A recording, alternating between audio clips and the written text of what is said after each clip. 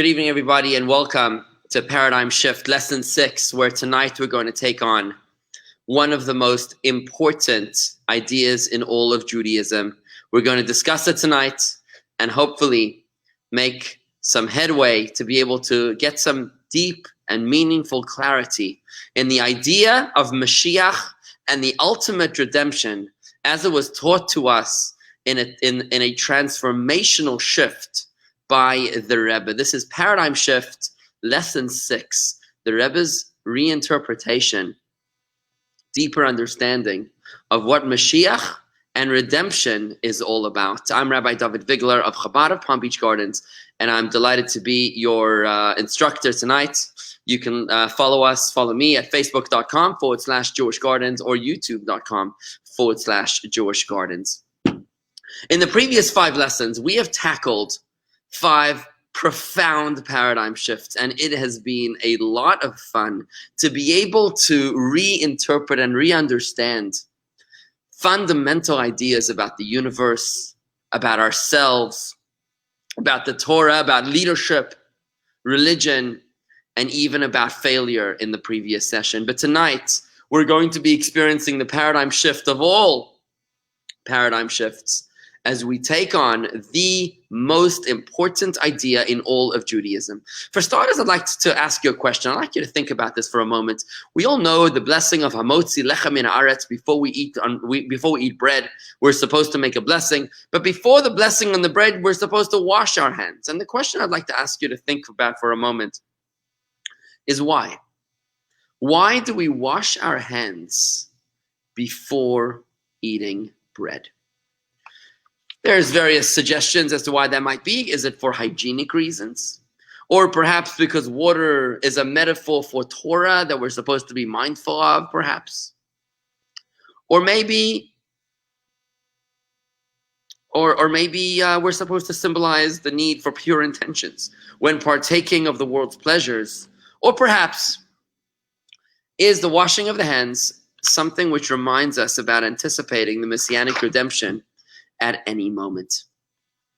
I'm going to answer that question in just a few short moments, but for the meantime, while you think about that question, it's interesting to realize that Chabad in general has become synonymous with Mashiach. It's an incessant idea in the Rebbe's talks. Almost every single one of the Rebbe's talks, if not all of the Rebbe's talks, addressed or mentioned or ended with the idea, the prayer and the hope of the ultimate redemption, if it wasn't an entire expansion of that idea. And this is not something which the Rebbe adopted in later life.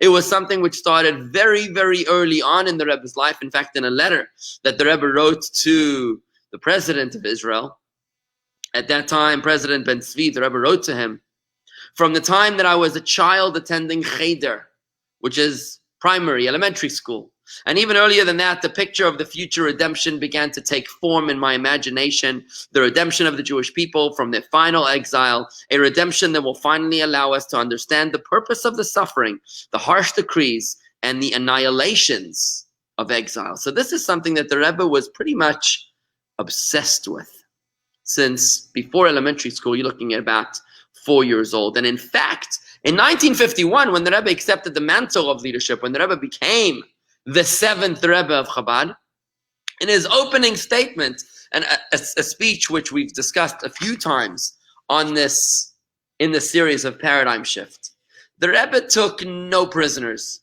He made it abundantly clear what his mission statement is.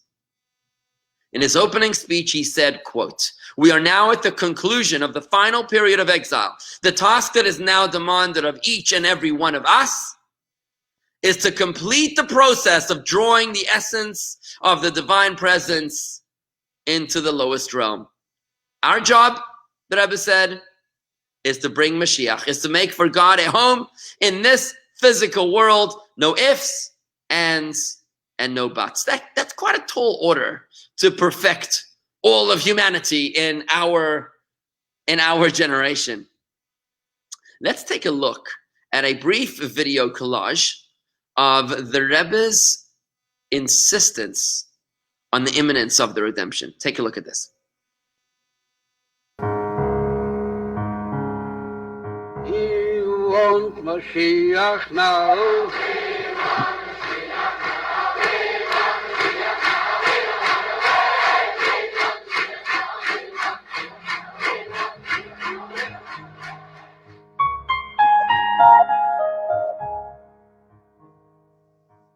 Der Ragachover teilt an der Linie von Binyan bis Amigdash und Churban bis Amigdash, Churban bis Amigdash, das Adover Nimsha.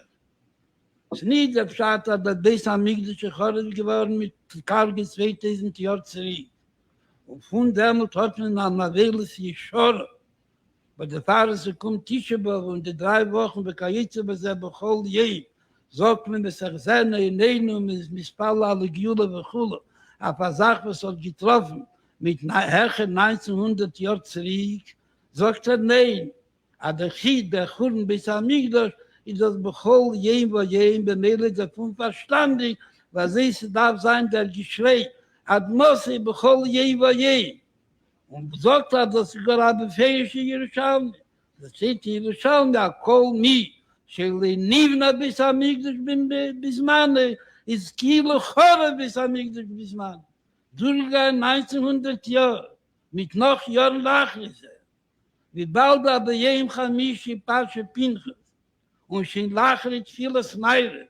Der Lein Nivna bis Amigdash darf im Wissen sein, dass es darf sein, der Geschrei, ab der Giyulo, Kilo Chore bei jem Chamishi Pasche Pinchas. Und wie bald das ist noch am Nächten geschrien hat Mose. Und neben Nächten geschrien hat Mose. Und Kola Yom Shelifni sei geschrien hat Mose. Danach Rachmanul Islam, Chore Beis Amigdash, heint in der Früh oder heint bei Tag, ist er von verstandig, was es darf sein, der Geschrei hat Mose Yitzre. Wir kommen es nicht ein von Abschätzung, dass Allah in Teire. Als in Teire steht, nicht aber niemand bis Amigdash beyond. Ist Kiel, Kach, Kach. Stellt mir sich vor, Bischaas, was Nisra Beis Amigdash. Und dabei steht da Jid, was ist ein harter Ried, ein steiner Ried mit allein woher. Und seht, was ist der Chore Beis Amigdash beyond. Wollt also gekehrt der Welt. Sagt Teiras Hemes und Teiras Chaim, ihr Robbachai. Kehr der Welt heim.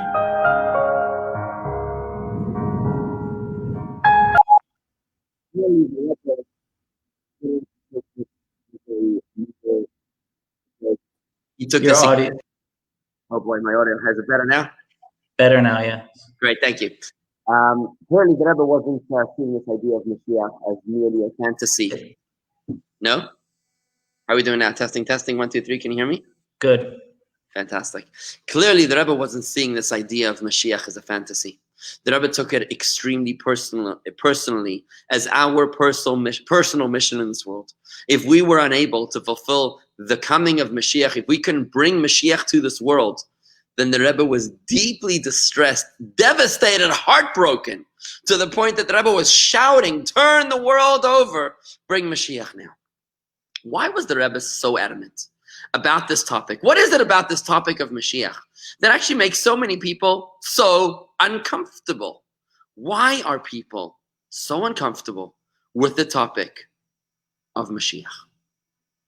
So that's what we're going to be talking about tonight. We're talking about this idea of Mashiach and why it is so fundamental to Judaism, why this is the essence, the manifestation of everything that we do, and how it has to be the ultimate goal of everything that we aspire towards. So let's talk about where Mashiach fits in to Judaism in general. You know that question I asked you earlier about why we wash our hands before bread? The correct answer, as taught to us in the Code of Jewish Law, is that the reason that we wash our hands before bread is so that we are ready at any moment for the coming of Mashiach. It is a reminder that certain foods need to be eaten under a state of ritual cleanliness. And therefore, just so that we don't forget that important commandment for a single moment, so that if Mashiach was to come right now, we would be ready to celebrate and live our lives together with Mashiach. That's the reason why Jewish people have washed their hands billions and billions and billions of times, so that we would be ready for the coming of Mashiach. I see your comment over there, Corey. You're absolutely correct. Mashiach, people are uncomfortable about Mashiach because it's the unknown. Beautiful, a very insightful perception. It is because they're not familiar with it. And that's what we're going to change tonight. We're going to blow the cover, to lift the veil off of Mashiach and what it's all about. It's happening right here in the next 60 minutes. For 2,000 years, Jews have washed their hands billions of times just in case Mashiach comes at no notice. That's how central to Judaism is the idea of Mashiach. We after we eat, we say the grace after meals. It's a biblical commandment as taught to us in today's Torah portion. You shall eat and you shall be satisfied, and you shall bench, you shall thank God. So the grace after meals is made up of 4 blessings, and the entirety of the 3rd blessing is a blessing asking God to send us the Mashiach.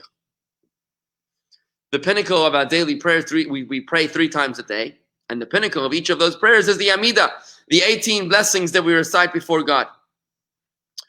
Of those 18 blessings, the first 3 are blessings of praise. The last 3 are blessings of gratitude.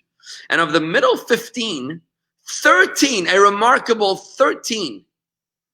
Sorry, out of the middle 13 blessings. I'm sorry. It's actually 19 blessings in total. Out of the middle 13 blessings, a remarkable 5 of them are blessings that are devoted to asking God to send us the Mashiach 3 times a day. 5 blessings out of 19 blessings in each of the prayers.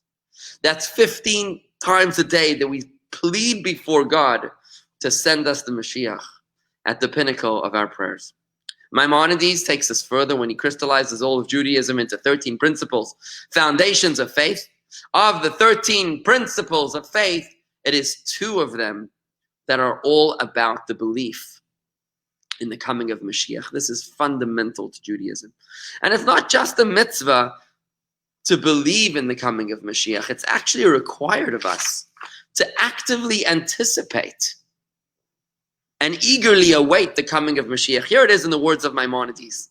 The Mashiach will appear one day and renew the Davidic dynasty and restore its sovereignty. He will rebuild the temple and gather the dispersed of Israel. At that time, we will observe all the mitzvahs related to the temple and the Holy Land as we did in the days of yore. One who does not believe in this redemption, says Maimonides, or one who does not await its coming, denies not only the statements of the prophets who spoke of the redemption, but also the words of the Torah and our teacher Moses. So one who doesn't eagerly anticipate the coming of Mashiach is actually violating, denying the statements of the prophets, the words of the Torah, and our teacher Moses. In fact, when we die, the Talmud in Tractate Shabbat 31a tells us a fascinating revelation. The Talmud tells us that when you die, there are 4 questions that they ask you. The first 4 questions that they ask you when you get to heaven. Of those 4 questions, one of them, of the first 4 things you're asked when you get to heaven, is Tzipita Lishuata. Did you eagerly anticipate the coming of Mashiach? There is no doubt that Mashiach is very, very much mainstream Judaism. But what exactly is it all about? What is Mashiach, to Corey's point? What is it about? Why is it so unknown that makes us so uncomfortable that we can make it known and hence make it comfortable? In the past 5 lessons, we've exposed the core essence of ordinary ideas.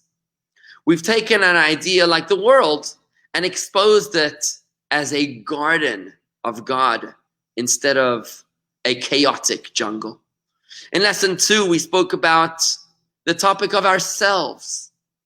And we redefined ourselves as a perfect piece of God.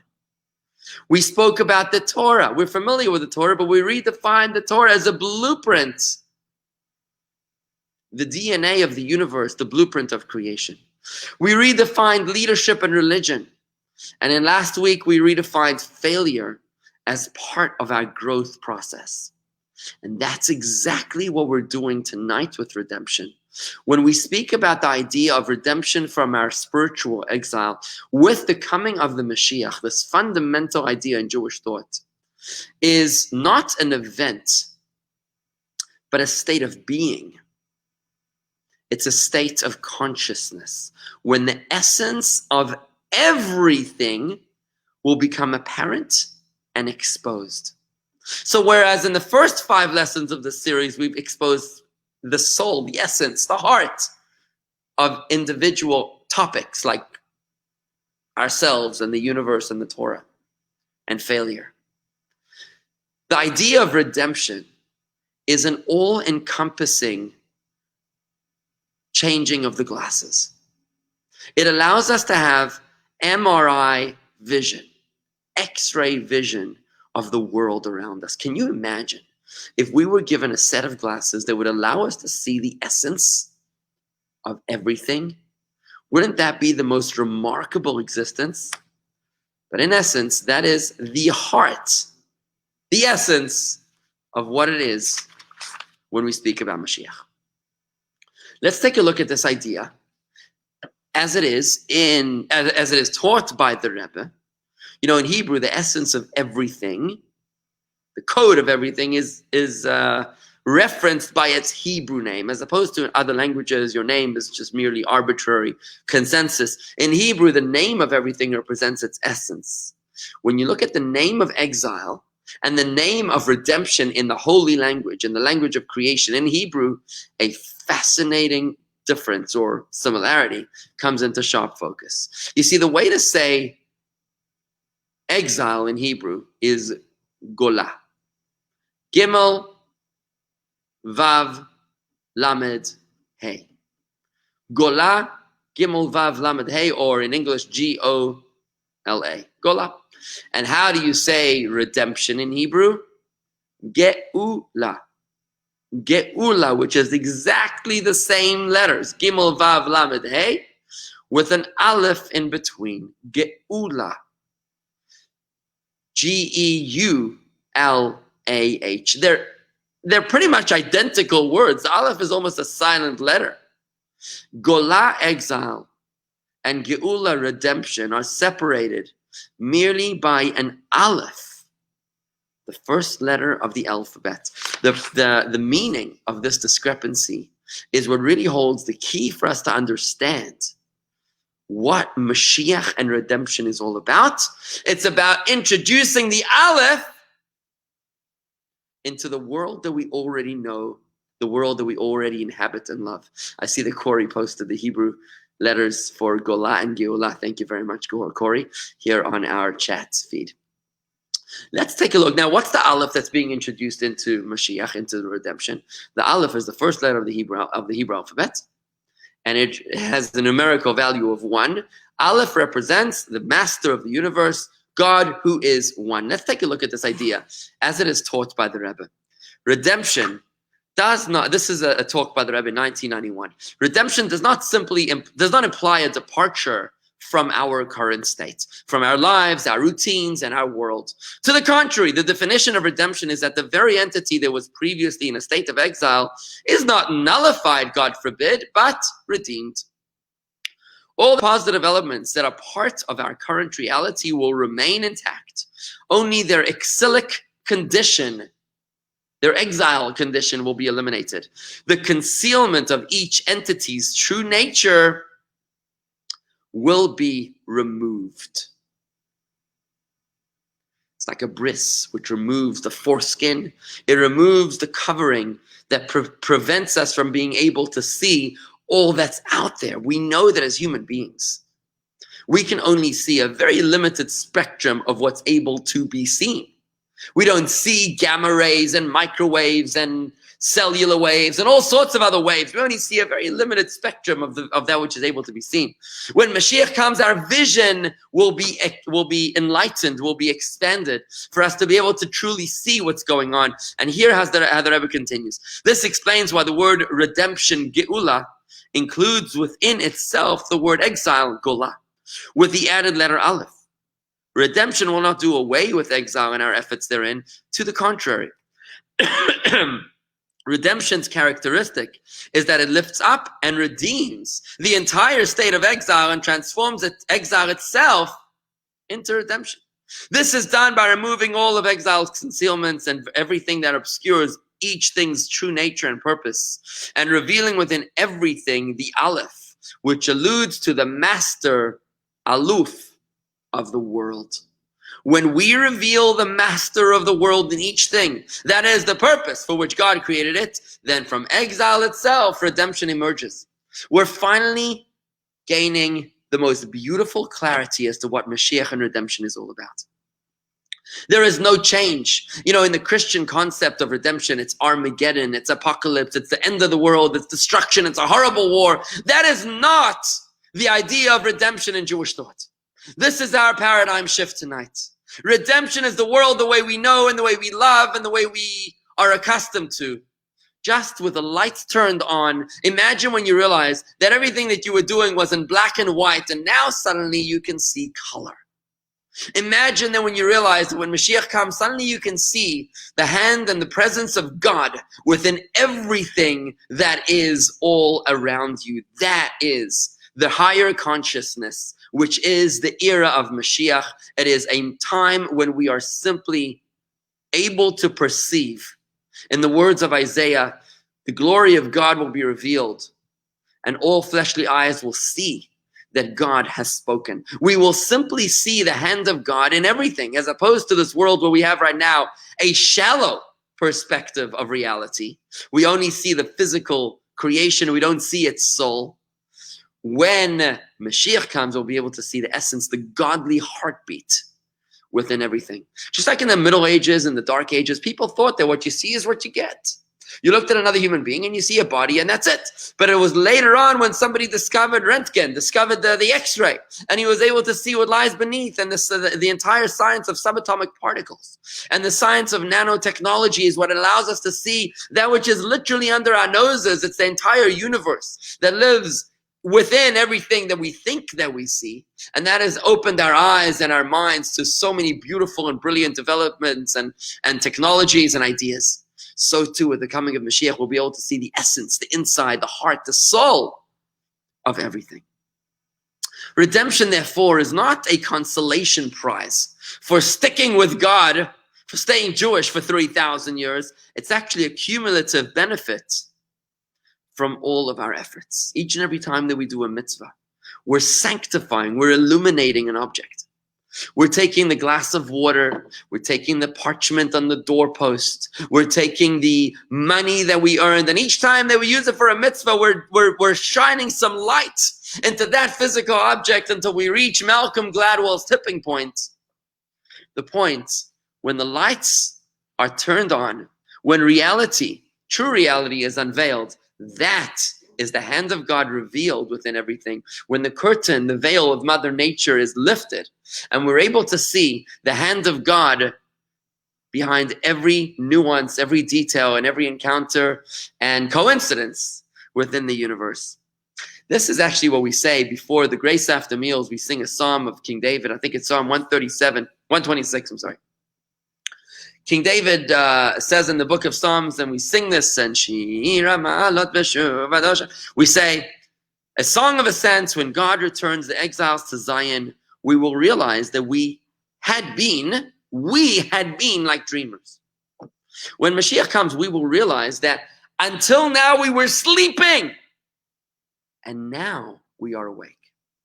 You see, it's not that when we talk about Mashiach, we're saying then will be a dream time. No. Then will be reality. Now we're in a dream. It's only when Mashiach comes that we will realize that up until this point, we were actually dreaming. You know when you're dreaming something, while you're dreaming it, you don't realize that you're dreaming. It's only when you wake up, you pinch yourself, you're like, oh, thank God I'm awake. Thank God that nightmare wasn't actually real. Dreams make little sense. You can dream the most crazy impossibilities of an elephant on a surfboard in your backyard on the roof. And it doesn't really have to make sense. Dreams are just ridiculous. That's what's happening in exile. Exile is an unnatural existence. It's a state of godly concealment. It's a state of cognitive dissonance. It's like a dream.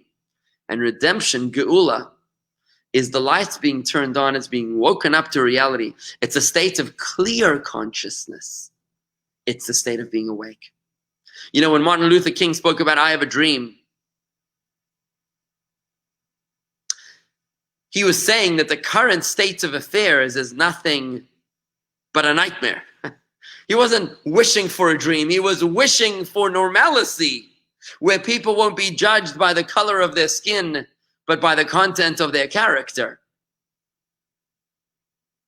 He wasn't wishing for a dream. He was wishing to get out of this nightmare. The world he is describing is not a dream world. It's the way it should be. When we speak about Mashiach, we're speaking about waking up to clear consciousness and getting out of this dysfunctional nightmare. And here, in fact, the Rebbe speaks about this idea when he speaks about those who criticize the Rebbe's obsession, the Rebbe's fascination with the arrival of Mashiach. Here I'm going to quote to you a talk from the Rebbe when he says as follows in 1984. There are those who are incredulous, though for obvious reasons they don't articulate it, over the fact that there is a certain Jew with a large audience who at every occasion and public gathering speaks about one topic without pause or let up, the coming of Mashiach. The Rebbe was talking about himself. There's people that criticize me, the Rebbe was saying, for talking so much about Mashiach. Moreover, each of these gatherings, he requests that the assembled sing, quote, may the temple be built speedily in our days, unquote, while emphasizing that the intent of speedily in our days is not tomorrow, but today. Certainly, every Jew believes that the redemption could happen at any instance. Nonetheless, they wonder, is it really necessary to speak ceaselessly about this matter and to constantly emphasize that Mashiach could come at this very moment? It is difficult to relate toward the redemption as a practical reality. If we only mention that the redemption occasionally, no. What can one say? It is, after all, one of the principles of faith. But the unceasing talk and passion at every single gathering is seemingly excessive. The Rebbe is explaining those who criticize him. It seems as if he wishes to force the issue upon the listeners. In the minds of these people, redemption is a dream. A good and beautiful dream, but not reality.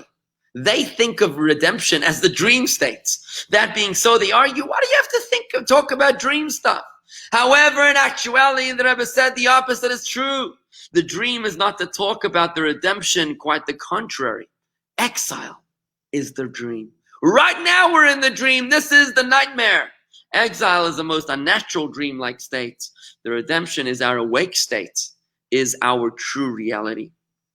You know, I recently wrote a column about what might happen if in 12 years from now, there still is no vaccine.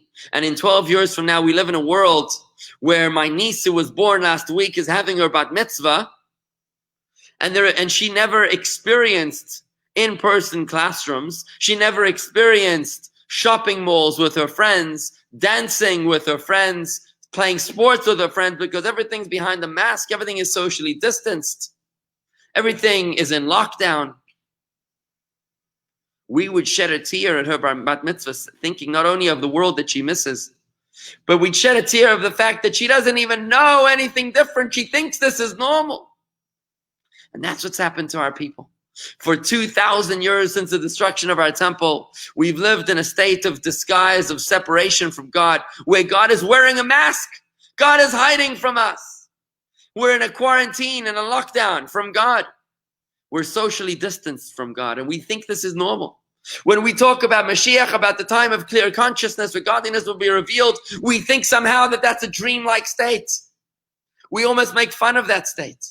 But in reality, right now, we're in the unnatural state. Right now, we're in exile. Right now, we're separated from our God, from our lover in heaven. Because when Mashiach comes, that's when he takes off his mask. When the social distancing gets removed, when the lockdown is lifted, the quarantine is done with, and we're able to be reunited with our God, to be able to see the hand of God, the presence of God in everything all around us. There's a great story of Reb Nachum of Chernobler, who was one night lodging at an inn where the owner of the inn was a Jew. A very simple Jew, didn't know much. But he noticed that the great rabbi, this is about 250 years ago, the great rabbi was crying in the middle of the night. He goes over to him and he says, Rabbi, why are you crying? And he says, because our temple was destroyed. Really? Who destroyed it? And he starts teaching him about the Romans and the Babylonians and about the coming of Mashiach, and I'm crying for the redemption. I'm asking God to bring it already. And he tells them, Mashiach is coming, and he's going to take all of us to Israel. Don't you want to come with me to Israel? And the innocent innkeeper, he says, let me ask my wife. I'll be right back. He comes back a few minutes later and he says, dear Rabbi, my wife said, life is good over here. We have our goats and our sheep, and we have good income from the hotel. We don't need to go to Israel. To which the horrified Reb Nachum says, but Reb Yid, there are anti-Semites over here in Ukraine. There's pogroms, there's problems, there's tsaris, there's all sorts of nasty problems for the Jews. Don't you want to come with me to Israel? To which the innocent innkeeper says, Rabbi, I'll ask my wife, I'll be right back. He comes back a few minutes later and he says, Rabbi, I discussed it with my wife and she said, better let the Gentiles go to Israel with Mashiach so that we can stay here with the goat and the sheep and we can continue to live a life that is good and undisturbed. Clearly, it is those people that don't begin to understand what Mashiach is all about. Those are the ones who fear redemption. Redemption, the coming of Mashiach, is nothing new at all. As we learned in the etymology of the two words, exile and redemption, gola and geula, with the difference only being the Aleph. Mashiach doesn't change a single thing about the world the way we know it. It's merely a flicking on of the lights with the world the way we know it. It's for us to be able to see cars and Empire State Buildings and countries and governments and to be able to recognize the rule of God, the supremacy of God over the universe, how God continues to create every single thing at every single instant, the doctrine of perpetual creation we've discussed before, where we're able to see the light of God creating each and everything that exists in the world the way we know it. There's nothing new about Mashiach. It's just a revelation of what we already know. It's reflecting the true essence and potential of what we already know and love in this world. That, my friends, is what Mashiach is all about. It's about realizing the truth. And therefore, there's nothing to be afraid of the coming of Mashiach. But the question is, what can we do about it? When you really want something, well, you can't really want something until you understand what it is. Can you imagine if you had this in a relationship? Can you imagine if you're in a relationship and you would love to know everything about your wife? Imagine you and your spouse were able to truly understand each other. What kind of extraordinary love would reign between the two of you? Imagine you could understand your children or your parents or your siblings. What kind of a functional harmony would exist between all of you? And on the flip side, what kind of dysfunction exists when you don't begin to understand what she wants or what he wants, what makes him happy, what makes him miserable, what makes him anxious? That's why we're in a dysfunctional relationship with God, with ourselves and with the universe. When we're able to see the essence of everything, we can just flow, roll with the punches, and experience higher consciousness and true wisdom and enlightenment. Now, when you really understand something, that's when you can really begin to want it, as we spoke about earlier. But when you want something, you want to make it happen. What can we do to bring about the redemption? The Rebbe was so passionate about it that we have to bring the redemption. It's up to us. It's got to happen not tomorrow, but today. It's Maimonides again who exposes us to the truth that the world is constantly in the balance for the righteousness and the demerits. And it's one more act of goodness that can tip the scale for yourself and for all of the humanity to bring Mashiach right now. In the words of Maimonides, he says, a person should always view oneself as equally balanced with merits and faults, and view the world too as equally balanced with merits and faults. Therefore, if one performs but one mitzvah, he tips the balance, his own balance, and the entire world's, and effects personal and global deliverance and salvation. How empowering it is to wake up each day and know that today you can and must do something that will literally change the world. You have got the power, notwithstanding your education or your lack thereof, or your ability to read Hebrew or lack thereof, or your belief in God or lack thereof. If you're here with me right here, right now, we've just learned something profound. That all of humanity is waiting not for me, but for you, or maybe for me, for one of us, to do one more deed, to get that ball across the goal line, to tip those scales for good, for all of humanity, to bring Mashiach now. Specifically, however, there are actually 3 mitzvahs that we can perform at any moment in time to be able to bring Mashiach right now. The first one is the mitzvah of Sadaka, of charity. Now we know that the Rebbe actually made it a big deal to give out dollar bills to thousands upon thousands of people that would stand in line to spend 2 or 3 seconds with him every Sunday since sometime in the 80s. The Rebbe would give out dollars, and the purpose of giving out those dollars was in order to promote the mitzvah of charity. You take this dollar and you give it or its exchange. Everybody would keep a dollar that they received from the Holy Rebbe for themselves, but they would redeem that dollar for $10 or $1,000 that they gave to charity. The Rebbe was promoting the mitzvah of charity, and he spoke very important about the mitzvah of having a charity box, a tzedakah box in your home, in your office, and not just that it should be there, but it should be attached to the wall of your office, the wall of your home, so that the very wall that you live in, the house that you live in, will be a house of tzedakah. Let's take a look at a brief video montage of the Rebbe talking about this mitzvah and its connection to the redemption, to the coming of Mashiach, before we explain the reason why.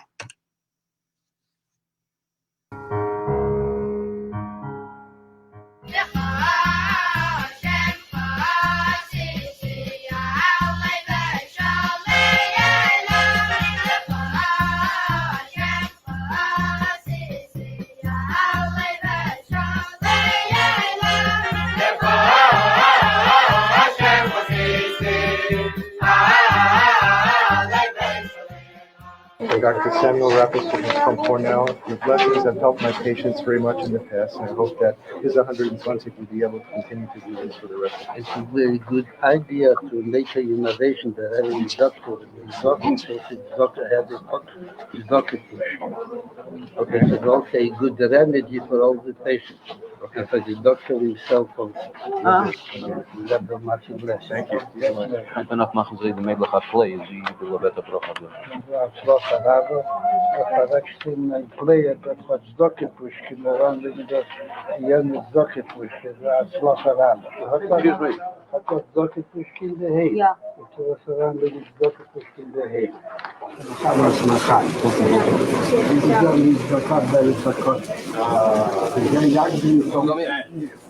וזה יגדים ביר המשיח, ככה בגמרא, מזרזת את המשיח, לבוא להגד.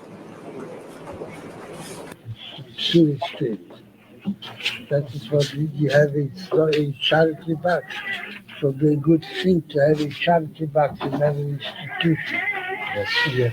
And if I can start it, I'll be happy to start by my dollar.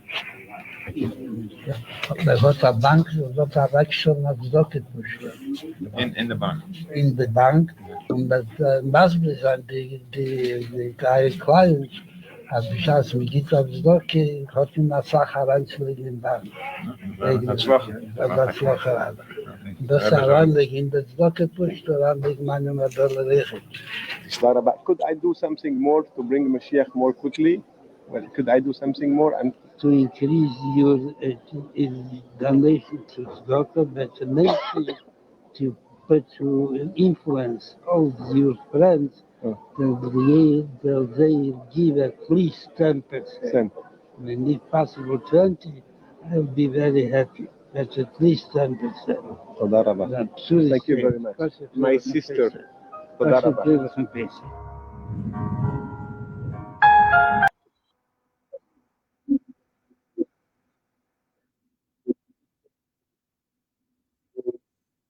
Yeah. How are we doing now? Testing. 1, 2, 3. Good. Better? Friends, the idea of tzedakah, of giving charity, is not a fundraising appeal. It is an extraordinary opportunity to be able to bring Mashiach. If we did not have the ability to give tzedakah, we'd be missing a vital tool which hastens the redemption, and I'll explain to you why that is. You see, money is something that we earn with every fiber of our being. In order to make money, you gotta sweat, you gotta toil, you gotta work hard, you gotta think, you gotta evaluate, you gotta ready, aim, and fire. You gotta really work hard to make money. When we take the money that we make,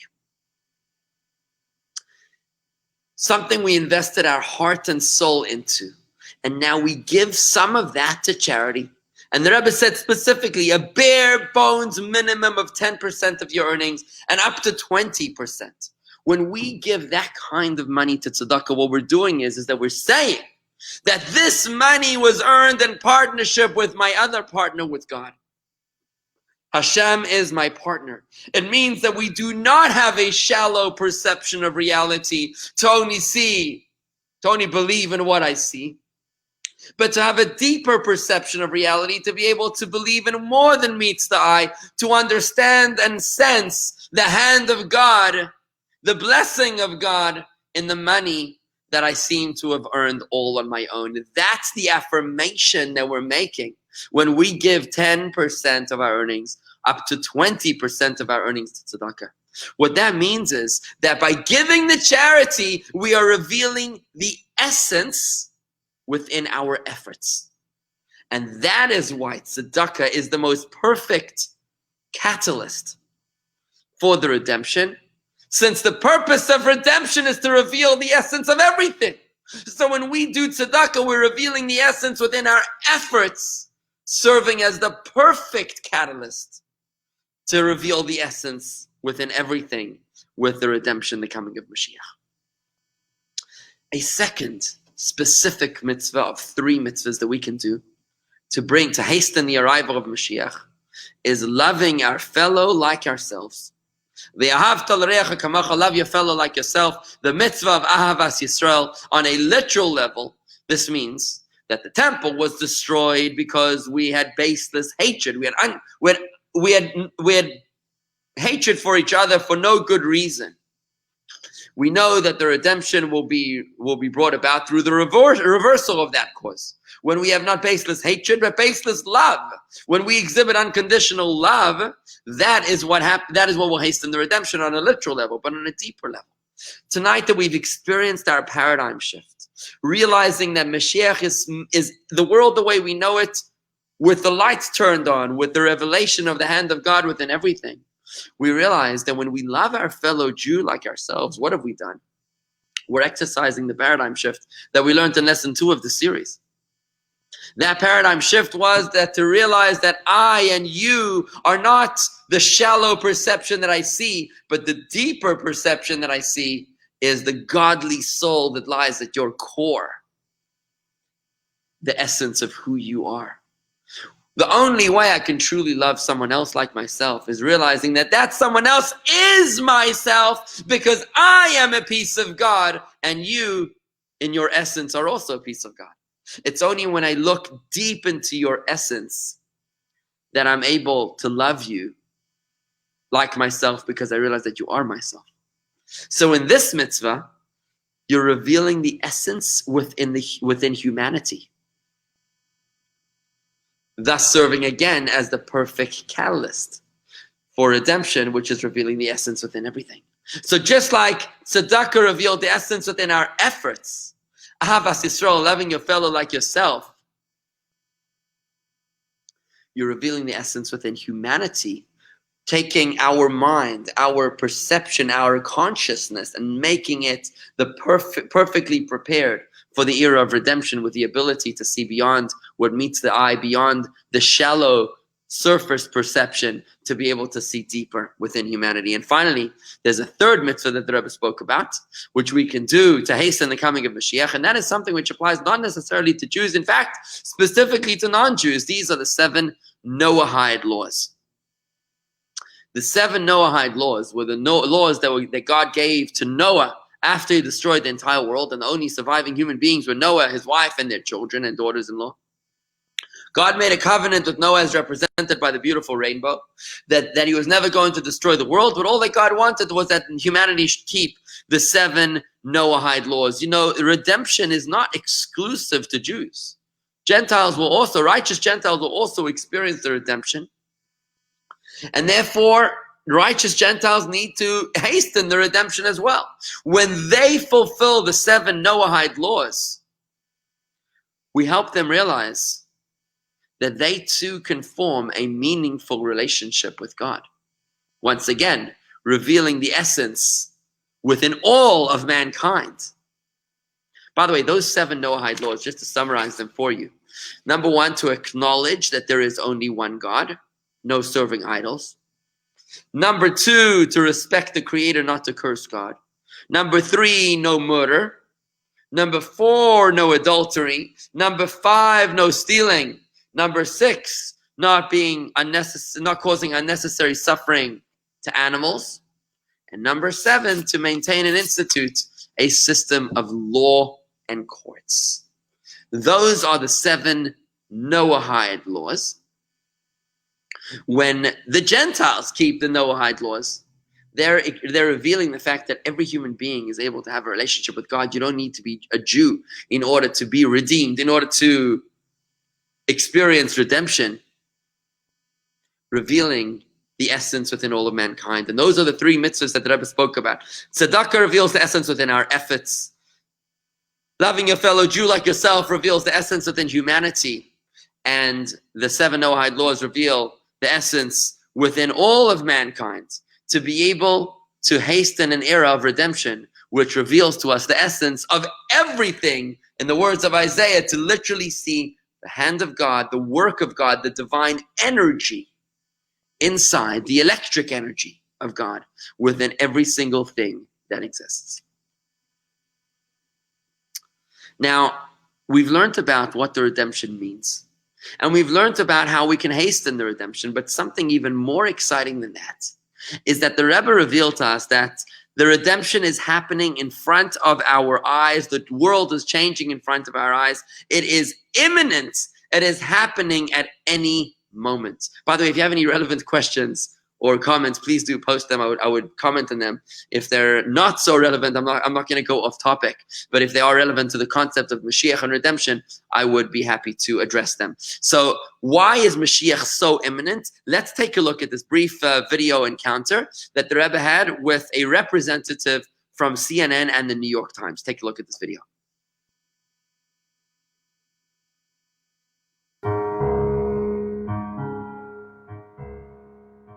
Israel, any words for your followers there this week? God will much bless you and for success in your writings. And to my followers, you transmit a message that Mashiach, Messiah is coming very soon. Very soon? Yeah, then they must be prepared to accept him properly. Thank you. Yeah, you included, and me included. Thank you. You're welcome.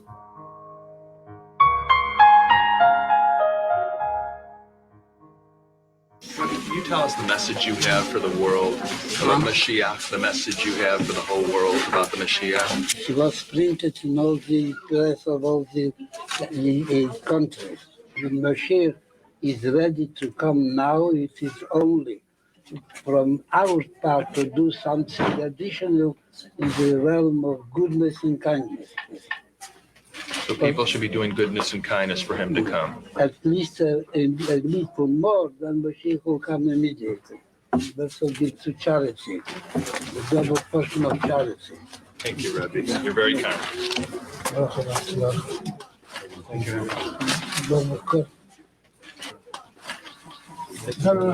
Double portion of kindness. All right. Thank you. Thank you. Double portion. Double portion.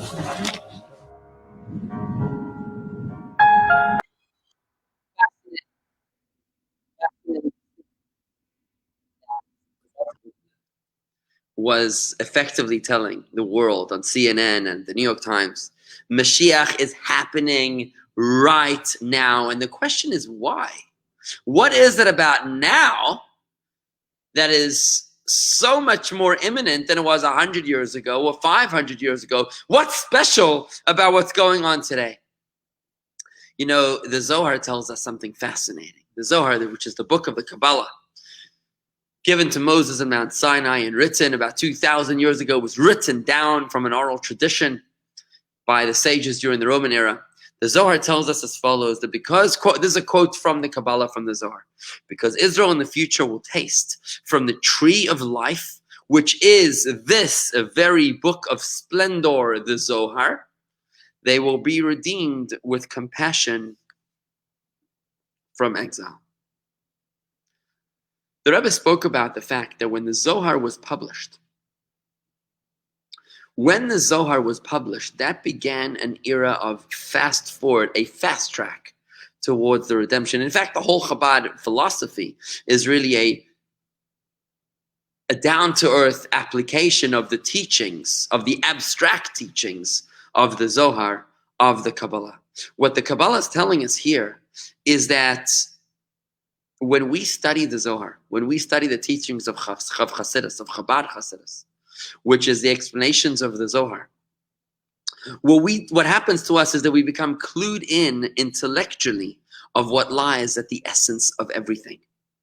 That is what Chabad Hasidic philosophy does, just like the concept of this entire course of paradigm shift has been to explain the essence of humanity, the essence of the world, of Torah and of failure, of leadership and of religion. Hasidus and Kabbalah teaches us the soul of everything intellectually. And that's why it serves as the perfect harbinger of the redemption.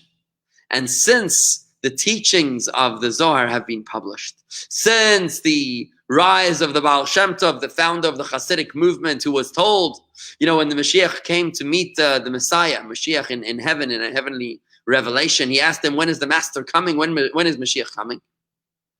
And Mashiach answered the Baal Shem Tov, he said, when your well springs will disseminate outward. When your well springs will disseminate outward, that is when the teachings of Mashiach will come. What is it about the well springs of the Baal Shem Tov, the well springs of Hasidus? The purpose of Hasidus is to reveal the soul within Torah, within the universe, within mitzvahs, within everything the way we know it. It's revealing its essence as it's taught in Hasidic philosophy. And that is why the publishing of the Zohar and the publishing of Hasidic works is an indicator of the imminence of the redemption. In fact, it was the third Chabad Rebbe, the Tzemach Tzedek, whose name was Rabbi Menachem Mendel Schneerson, just like our Rebbe, who said that when Mashiach will come, it's then that we will have an aha moment. Then when we walk around and Mashiach comes, we'll say, aha, that's what we were learning about all this time. We were learning about an idea, an academic idea in Hasidic philosophy in the Rabbi's Tanya class. Now when Mashiach comes, we see it in actuality. It's right in front of our eyes. Now we say, aha, our aha moment, when we realize that what we've been learning about and talking about in the study of Zohar and the study of Hasidus is now unfolding in front of our eyes. The Rebbe developed this idea further when he said that the world right now is actually at the cusp of redemption. And here it is in the Rebbe's own words in 1992. He says, by now we've reached the point where the physical body and even the materiality of this world is completely purified and refined and is ready to assimilate all sorts of spiritual matters, including and especially the light of Mashiach, the light of the true and complete redemption. The only thing that now remains is for us to properly open up our eyes, and we will see how all is ready for the redemption. The Rebbe said the world is already refined and ready to roll. The change has already occurred, and we need at this point to do nothing more than to open up our eyes and see how the world around us is changing. Let's take a look at a biblical prophecy fulfilled. So the prophet tells us, the prophet Isaiah says, that when Mashiach will come, nations will beat their swords into plowshares and their spears into pruning hooks. Nation will not lift up sword against nation, and no more will they study warfare. For thousands of years, the only way that nations would communicate one with another was through war. The weak would lose, the victor would rewrite history, and that was pretty much how things rolled. When a strong king wanted to plunder another's resources, he would attack him, and that was it. But Isaiah speaks of an era of peace, of beating swords into plowshares and spears into pruning hooks, of no wars and no more will they study warfare. World events today are fulfilling this biblical prophecy. And the Rebbe spoke about this in great detail. He says, and this was now a talk I'm going to share with you from 1990, that's 30 years ago. 30 years ago, the Rebbe was pointing to world events, pointing out how they are already the fulfillment of Isaiah's prophecy. He says, there are those who are surprised at the recent statements asserting that we are standing at the end of the exile on the threshold of the redemption. They ask, where do you see this? After all, the world continues to run as normal year after year. In truth, however, what is surprising is that these people do not contemplate current, well-publicized events. In the recent past, extreme and radical transformations have been transpiring around the world. Thanks to God's kindness, these upheavals are happening quietly. That is to say, without wars and bloodshed, heaven forbid, but through the paths of diplomacy. These changes are so quiet and peaceful that daily life and regular routines, commerce and the like, continue unaffected, despite the extreme transformations taking place in the entire country. Let's give some examples. Let's start with Russia. Russia, the country from which my father-in-law, the Rebbe, emigrated along with his students and emissaries. For 70 years, a powerful and fearsome regime cast its terror over all the inhabitants of the country, to the point that the slightest expression of criticism of the regime was punishable by exile to Siberia or similar places. Suddenly now, in the shortest period of time, a polar change took place in the country's government, led by the country's political leaders, and this change spread to other countries of the Soviet bloc. In China, similarly, this last period has seen an inner transformation in the governance of the country and also in the nature of its relations to the other countries of the world. This is shortly after the Tiananmen Square with a massacre. Also in India, in a relatively short span of time, a government that held sway for a long time was rejected in favor of a new one. There were similar extreme changeovers in several other countries around the world. I'm from South Africa, and I remember in 1990 we experienced the peaceful revolution with not a single drop of blood, where the oppressed blacks were freed. They were freed from apartheid. It was an unbelievable revolution that was a peaceful revolution. These are countries with enormous populations, governments, and regimes that rule over billions of people all over the world, a majority of the world's population. It is unfathomable wonder that people are not paying attention to all of this. Even the beneficiaries of the miracles do not recognize their own miracle. The miracle in all this is that these extreme transformations, which directly influence the majority of the world, are taking place quietly and tranquilly, something that has no parallel or precedent whatsoever in all of human history. This, my friends, is the fulfillment of the prophecy of Isaiah. On Friday, January 31st, 1992, the United Nations Security Council met to discuss new world orders in a post-Cold War world.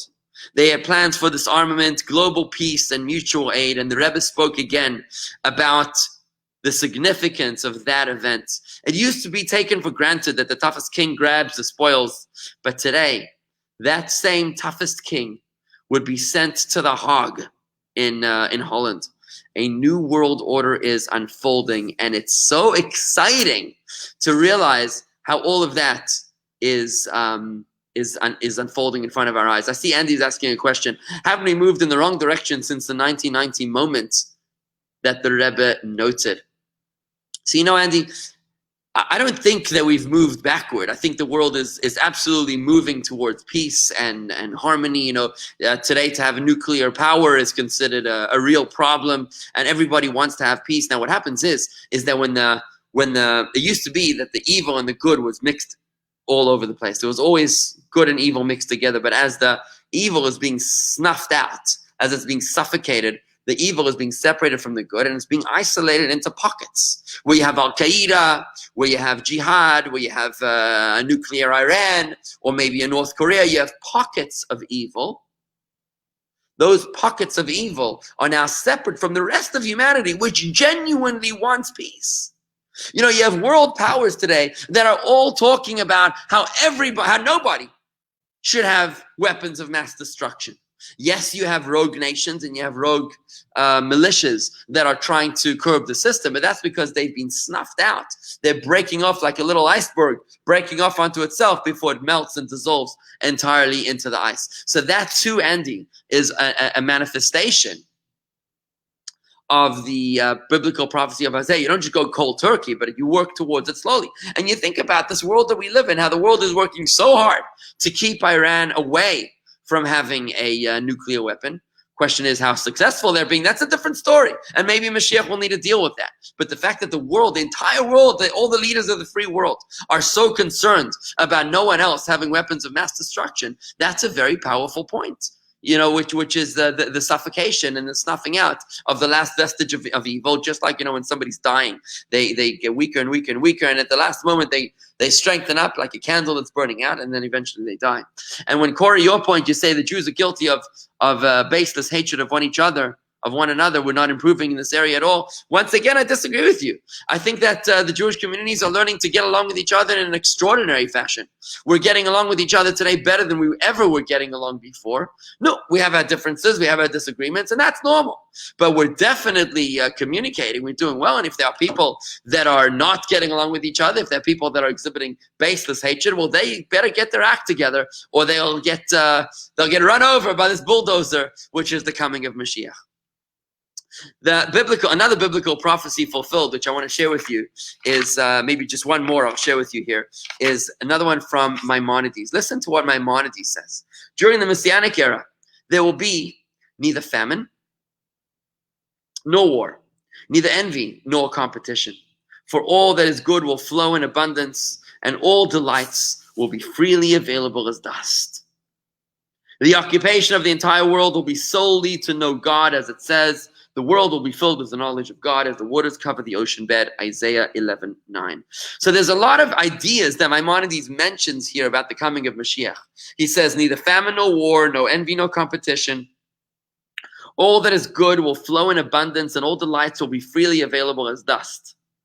The occupation of the entire world will be solely to know God, as it says, the world will be filled with the knowledge of God as the water covers the ocean bed. Let's take a look as to how much of these ideas are actually being fulfilled today in an unprecedented fashion, in a way that was unthinkable even 30 years ago.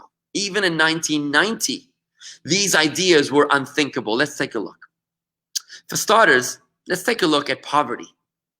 There'll be no famine, no war, no envy, no competition. So apparently Bill Gates, the world's richest man, has recently declared that by 2035, no nation will be as poor as any of the 35 that the World Bank now classifies as low income, even adjusting for inflation. Bill Gates said that the facts are on the side of the optimists. It's actually dangerous that people are focusing on the bad news and not seeing the progress we've made. It means that they don't look at the best practices. It makes them less generous. Almost all countries will be what are now called lower middle income or richer by 2035, said Gates in the letter. They will learn from the most productive neighbors and benefit from innovations such as new vaccines, better seeds, and digital revolution. He said, the belief that the world is getting worse, that we cannot solve extreme poverty and disease, isn't just mistaken, it's actually harmful. By almost any measure, the world is better, said Bill Gates, than it has ever been. In 2 decades, it will still be better. It will be better still. Headlines, in a way, are what mislead you, because bad news is a headline and gradual improvement is not, said Bill Gates in an interview. You know, today when somebody says there's nothing to eat at home, they mean that there's nothing ready to eat at home. 100 years ago, when somebody said there's nothing to eat at home, they meant that there's not a single morsel of consumable food in the kitchen, because the kitchen is bare. That's what they meant. Today, we are so much richer than our grandparents and great-grandparents could even think of being. Medicine today is unbelievable. We've defeated polio, smallpox, and the bubonic plague. We have longer life expectancies. Yes, we're struggling with this coronavirus thing. We're still struggling, and God willing, we'll find the vaccine. But diseases that were frequent and common, people's life expectancy was 30 or 40 years, you know, until relatively recently. But today we live long lives, Baruch Hashem, well close to 100 years old, because medicine has taken us so far ahead. Let's talk about abundance that Maimonides was talking about. Our abundance has increased dramatically. Today we make much more money than our grandparents did when they first came to America in the 20th century. They worked all day, all night, 6 days a week they would work. It was almost impossible to keep Shabbos. Today we work less, we make more money, we have more vacation time. Our abundance are unbelievable in terms of supermarkets and Walmart. We have Amazon Prime Air, Amazon Prime Now. It's just unbelievable. Whatever you want, you can just get delivered. It's really extraordinary. In fact, I was at Walmart the other day, and they were saying that they're running out of supply because China, there's some sort of issues with China and the importing, so they were running low on supplies, and it's almost unthinkable for us to say that. What do you mean you're running out of supplies? 50 years ago, 100 years ago, that was totally normal. Today, everybody has cucumbers. Everybody has access to potatoes and to tomatoes, no matter what time of year. It used to be in the olden days. There was only certain parts of the world and only certain times of the year. But today we have everything all the time. The abundance is extraordinary. Let's talk about war for a moment. The United Nations Security Council. Okay, they're not exactly functional, but they try. They actively try to keep the world at peace. And today, 100% of Jews live in countries that allow them to be Jewish. That's something profound to think about. 100% of Jews today live in countries that allow them to be Jewish. That was very far from the case about 30 years ago. Before the fall of the Iron Curtain, you probably had a majority of Jews who were living in countries that were not allowing them to be Jewish. Today, it's all the rage to have civil rights and environmental rights and animal rights and everybody's rights. Everybody's got rights because it's all about peace, respect of other people. It's no longer about war. And when Maimonides tells us the occupation of the entire world will be solely to know God, the world will be filled with the knowledge of God like waters cover the ocean bed, think about what you're doing right now. The fact that you're studying Torah with me, transformational ideas of Chabad Hasidic philosophy, redefining our perception of reality of Mashiach, and that you're doing this from the comfort of your own home, maybe from your smartphone, maybe from your desktop, maybe from your laptop, maybe you're in bed, maybe you're on your porch, maybe you're on a couch, it doesn't matter. We literally have saturated the world with the knowledge of God in a way that in 1990, Andy, would have been absolutely unthinkable. We thought we were ahead of the curve in 1990 because we had telephones. I don't think we had cell phones back then. I mean, who thought of Facebook? Who thought of YouTube? Who thought of Google? Who thought of Apple, of iPhone? I think Apple existed, but no iPhone. I mean, to think about the extent that human beings have been able to communicate since 1990 has been extraordinary. We truly have flooded the world with the knowledge of God through internet, social media, satellite radio, WhatsApp. It's a veritable flood of knowledge. There's a joke about the university kid who comes into a library and he sees an encyclopedia. So he says, I can't believe it. Somebody printed out the whole internet. Right? Today, you wouldn't even know what a printed encyclopedia looks like. There's so much information, and it's freely available to anyone. At every moment, you can literally Google in the next 10 seconds any topic in anything about Judaism that you want, and you will more than likely find an idea, an answer to your question. You might need a rabbi to guide you through it, but that information is freely available there. It's on video, it's on audio, it's on podcast. It's long, it's short, it's well explained, it's poorly explained, it's written, it's in different languages. The world is flooded with the knowledge of God in a way that is absolutely unprecedented. Today's world is indeed unrecognizable to anyone who lived 150 years ago. Friends, I'd like to conclude as we've discussed tonight. We've redefined the idea of Mashiach, explained what we can do to bring Mashiach. Remember, the world is in a balanced scale. To remember the 3 mitzvahs we can do: Sadaka, loving your fellow like yourself, and the 7 Noahide laws. We've spoken about the imminence of the redemption and how close the world is to the coming of Mashiach and the fulfillment of all these biblical prophecies. I'd like to conclude with a final call, the Rebbe's call to action, with this final brief video presentation.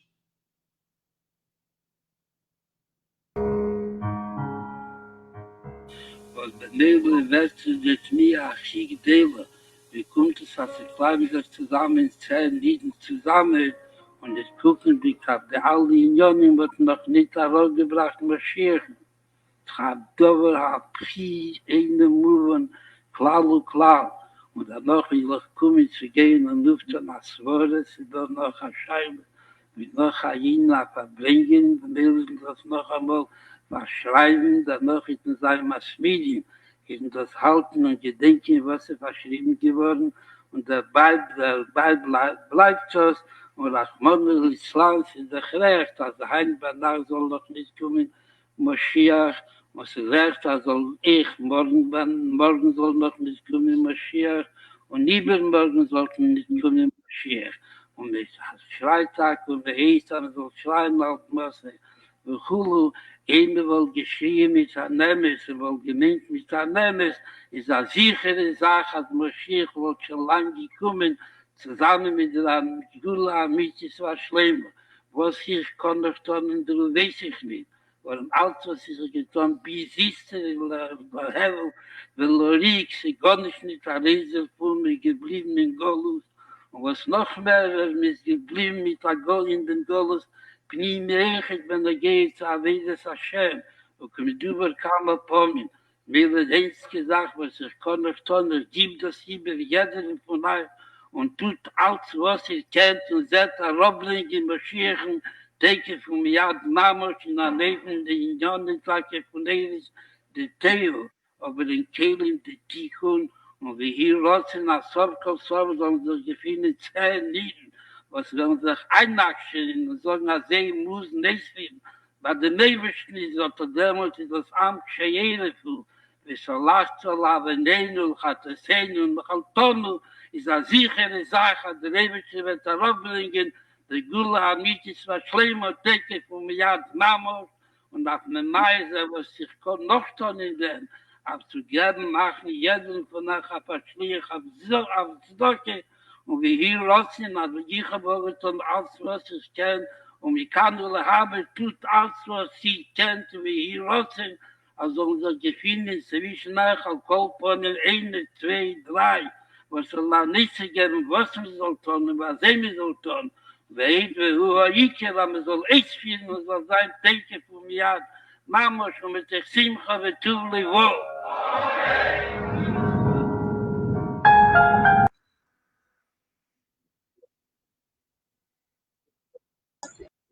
Was the Rebbe's final call just a few months before the Rebbe's final stroke. It was on the 28th day of Nisan, just after Pesach, 1991. When the Rebbe made that impassioned plea that we've got to make this happen. There is no other options. We have got to bring Mashiach now. Now, acclimating to this isn't easy. We have to open our eyes. And yes, Andy, you have questions, and Corey, you have questions, and Susan, you have questions, and other people here have questions. We've got to open our eyes. We can argue with this idea, or we can open our eyes and try to see in the universe around us the fulfillment of these biblical prophecies and how we can see the coming of Mashiach, the beginning of the coming of Mashiach through the fulfillment of these prophecies already. Now, it's not easy to open our eyes, but the Rebbe gave us a very practical piece of advice. He said like this in 1991, despite the buzz and excitement over the redemption during the recent period, it is apparently difficult to instill within ourselves the recognition and feeling that we are still standing on the threshold of the redemption. It is difficult to bring ourselves to the point where we live with Mashiach and redemption. My advice, therefore, is to study in the Torah the topics of Mashiach and redemption, for it is within the power of Torah, God's wisdom that transcends the world, to change human nature. The Torah's understanding in our minds changes how we behave. This is CBT, cognitive behavioral therapy. Change the way you think, you'll change the way you behave. Even if we feel ourselves to be, God forbid, outside the realm of redemption, as we have not yet left our internal exile. By studying what the Torah says on the topic, we will be elevated to a state of redemption. We will then begin to live with these ideas and with the knowledge, recognition, and feeling that the redemption is imminent. This, my friends, is the takeaway advice. The Rebbe is telling us, I know it's hard, but learn about it. study the subject of redemption in Torah. As we conclude tonight, the Paradigm Shift course, I encourage you to join me. Stick with me for another 5-week course on Mashiach and what it's all about. It's happening on our own Facebook page. That's facebook.com/Jewish Gardens, facebook.com/Jewish Gardens, and youtube.com/Jewish Gardens. That's youtube.com/Jewish Gardens, where we will be continuing to teach 5 more courses courtesy of the JLI on the topic of Mashiach and the redemption. I encourage you to go right now to youtube.com/Jewish Gardens and click on the red subscribe button with a little bell next to it, so you'll be notified of when the classes go live. And the same thing on Facebook. Go to facebook.com/Jewish Gardens and follow us and subscribe to us, so that you'll be able to be apprised and be aware of when the classes are being taught. When we change how we think, we change how we act. Remember, there is one advantage of a dream, and this is my closing thought. When you have a dream, you might be having a nightmare, but the advantage of a dream is that it can change in an instant. You can wake up from the dream at any moment in time, and the same thing is happening with Mashiach. Here the Rabbi explains in 1984, it is true at this moment we are yet in the darkness of exile. Nevertheless, because exile is a dream, in one moment the situation can change from one pole to the other. That is to say, we can wake up from the stream of exile and immediately enter true reality, the redemption. It can happen in the blink of an eye. Friends, it's been a true pleasure studying this course of Paradigm Shift with you. I truly enjoyed these 6 sessions of Paradigm Shift with you, and I thank you for your participation. I encourage you to please join me next week for the next 5 Thursday nights at 8 p.m. Thursday night, 8 p.m. It's the same time, but a slightly different place. It's facebook.com/Jewish Gardens. Please write that down. And youtube.com/Jewish Gardens, where you can follow us, you can subscribe to us, and you can continue the study to change the way we think, so we change the way that we behave. Knowledge is power. There's nothing more powerful than an educated Jew. And God forbid, there's nothing more dangerous than the opposite of that. I would love to hear from you. If you want to send me an email to rabbi@jewishgardens.com. That's rabbi@jewishgardens.com. We'd love to hear your thoughts, your feedback, your questions, your critique, your constructive criticism. Hopefully, send me an email to rabbi@jewishgardens.com. And those links, one more time, is facebook.com/Jewish Gardens and youtube.com/Jewish Gardens. I would like to thank my producer here from JLI's technical team. It's Yosef Vigler. Thank you very, very much. Really appreciated working with you. It was a real pleasure. And once again, send me an email to rabbi@jewishgardens.com. I would love to hear from you. Thank you very, very much, everybody. Have a wonderful evening, and let's make a difference. Let's shine the light for which we were created, for which we were put onto this earth to make a difference. It's now or never. This is your moment to shine. Thank you.